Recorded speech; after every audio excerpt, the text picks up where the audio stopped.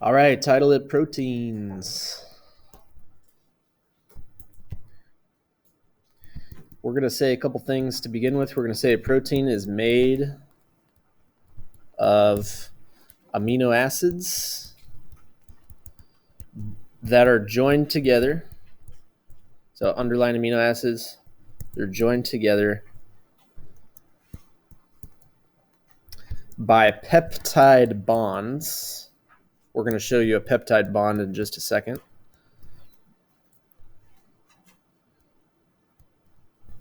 Also known as a polypeptide. Okay, so all proteins are also polypeptides. Peptide, also known as a polypeptide.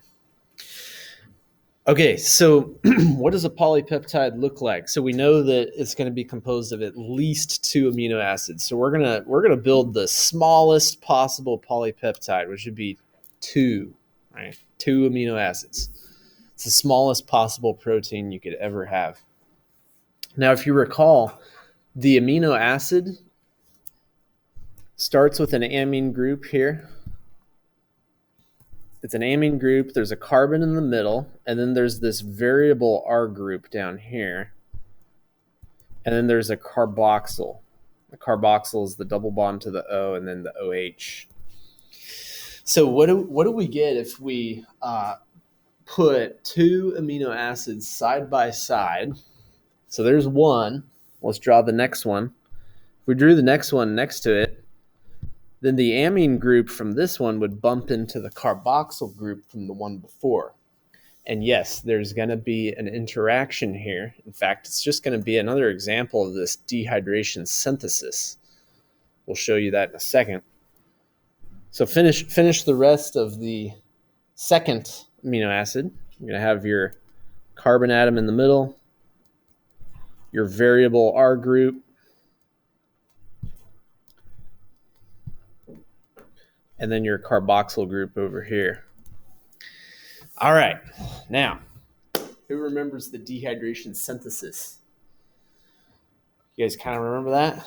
So you remember that what happens is one of the hydroxyl groups, the entire OH group, will react with one hydrogen from the other group to form a water molecule. Does this kind of ring a bell? You guys remember that with the sugars?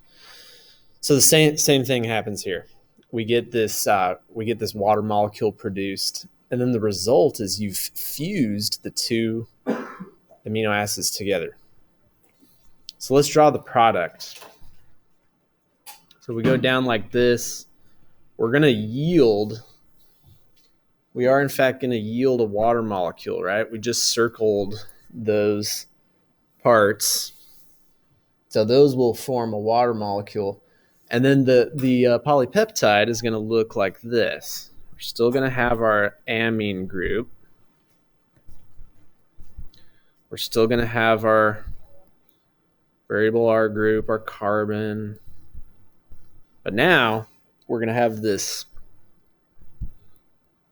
carbon with a double bond O bound to, that's going to bind to the nitrogen of the next amino acid.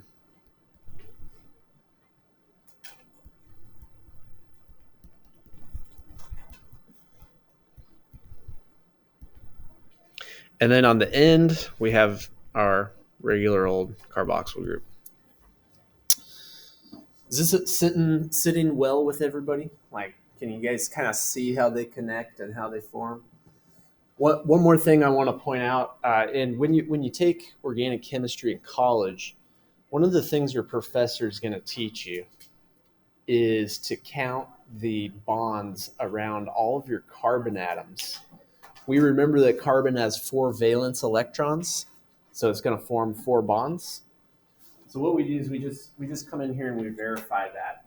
Because if it doesn't check out, we know we made a mistake. This carbon, 1, 2, 3, 4. Check. This carbon, 1, 2, 3, 4. Check. We're good. So that's how you check for mistakes. It's one way to check for mistakes. It's like one thing you got to kind of look at. Okay. Please add right here that this is a dehydration synthesis. And then I would also like to, we said up here at the top, we said that they're joined by peptide bonds. I would actually like to circle the peptide bond. So that would be right here. If you can do a dotted line around the peptide bond, we can call that peptide bond. Okay, now everyone can kind of picture how this process will continue, right? Like if another amino acid comes in here, same thing happens and it repeats, and you can build a big old long chain of these amino acids. In fact, I don't know if you guys remember, that's exactly what the ribosome is doing. The ribosome is catalyzing these peptide bonds, is helping these peptide bonds form. It's producing a chain of amino acids.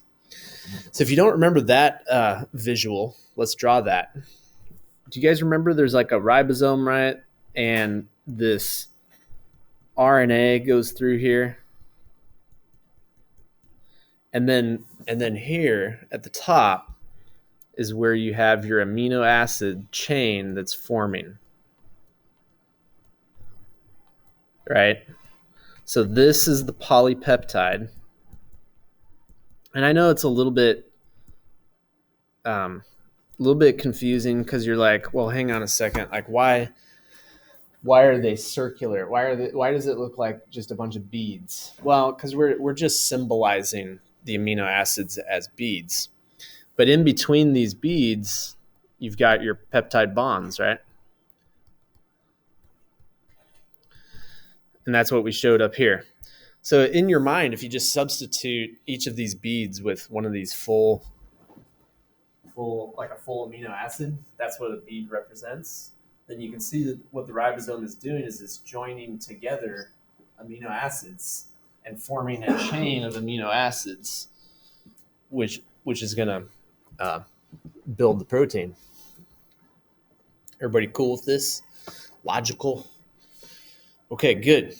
Now you guys know that a mutation, if we've got a mutation, it's going to change the sequence of these amino acids, and the resulting protein will have a change in its shape. And so that's when we get to this topic of the 4 levels of structure. So 1 is the primary structure, right? And this has to do with the sequence of amino acids, AA. So a mutation would change this.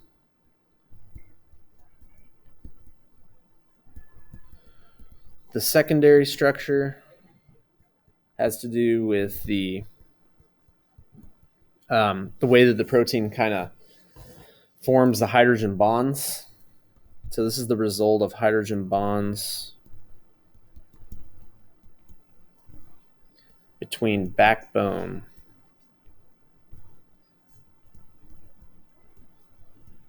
parts. So there's 2 options for the way the hydrogen bonds will form.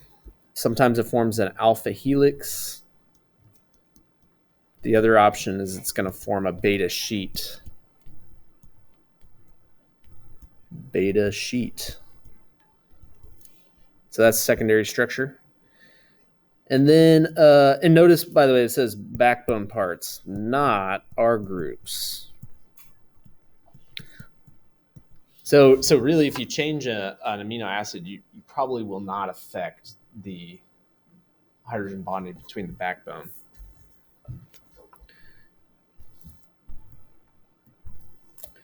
But for tertiary structure, this is the overall 3-dimensional shape, which leads to its specific function.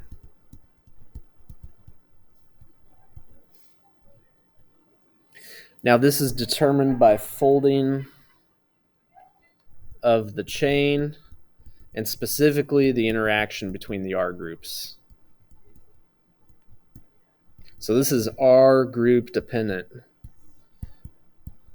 And that's something you need to know because you might get asked a question like that on the AP test. If we change an R group, which level of structure is most likely to change? You would say, well, we know that the tertiary structure is the most R group dependent, and therefore that's the level at which it will probably be affected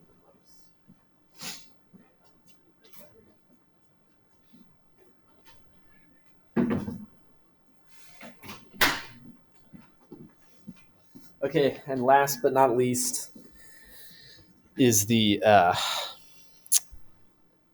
did you guys ever do an activity in freshman biology where you learned that like a mutation changes the shape of the resulting protein? What example did you use? Do you remember? Was it hemoglobin by chance? Maybe. Okay.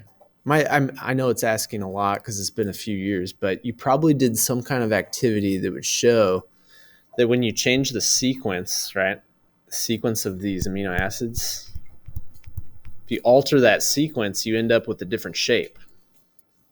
And you modify that shape, you're going to change the function. All right. So what about quaternary? So quaternary is when you've got separate polypeptides.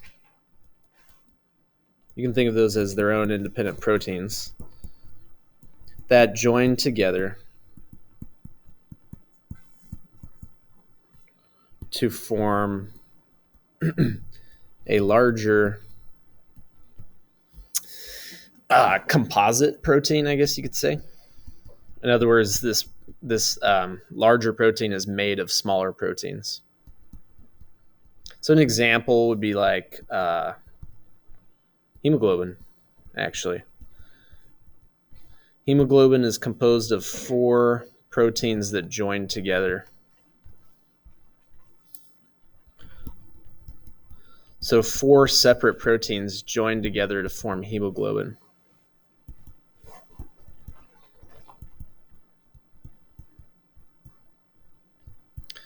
Another example would be like the ribosome. So up here, we just drew this ribosome. Notice how it has 2 parts. So like this ribosome, you have to have like 2 proteins come together to form its quaternary structure. Any questions about proteins? Okay, one other thing I want to talk about just briefly before you start your FRQ is, and by the way, the FRQ today, right, is practice. It's open note, it's open teacher. So I don't want you stressing. In fact, I want you all to get 100% on it. So like that's kind of the expectation, actually. But anyway, before you start that, we need to talk about the phospholipids one more time, because you're gonna get a question on that. And what I wanted to say about the phospholipids is that they have a hydrophobic part. So this is hydrophobic, which also means that it's polar. I'm sorry, I've got this backwards. Sorry about that. Hydrophilic. Hydrophilic, which means that it must be a polar molecule. Now, why is that? Because water is polar, right? And we learned earlier in the notes that polar molecules interact with other polar molecules, right? Polar substances dissolve in polar solvents. Okay, so we got this phosphate head that's polar, but then we have these non-polar fatty acids. And these are hydrophobic. So what you get then when they arrange themselves what you're not going to see, you're not going to see the tails interacting with the head of the next phospholipid. Instead, the heads will be side to side and the tails will be side to side. So there's kind of this interaction between the tails. They like to be near each other, and then the phosphate heads like to be next to each other. So they get in this very orderly fashion like this. And then on the other side, you have another layer that forms. And notice that the tails, they like to hang out next to each other. They point inward. All right, now what's the reason that these tails are arranging themselves in the inner area? The reason is because we've got water here and we've got water here. So the tails avoid the water by orienting inward. The tails avoid the water by orienting inward. And the converse of that would just be that the heads I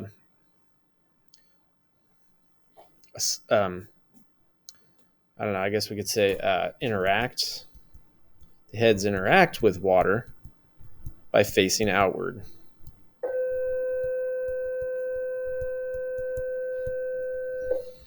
Everybody good on that? And again, this is all like, why does it, you could ask why? Like, why does it do that? Well, it's all due to the polarity, right? Polar heads face outward toward the water. Non-polar stuff avoids the water, and so therefore faces inward. Now, if you guys didn't know this whole membrane here, like if you can just kind of use your imagination and extend this thing all the way in one giant big circle, form a bubble, and that's a cell. Plasma membrane cell. But, we're just like, this unit is all focused on the chemistry, so you don't really need to know how that forms a cell. It's just focus on the molecules right now. Okay, that's it.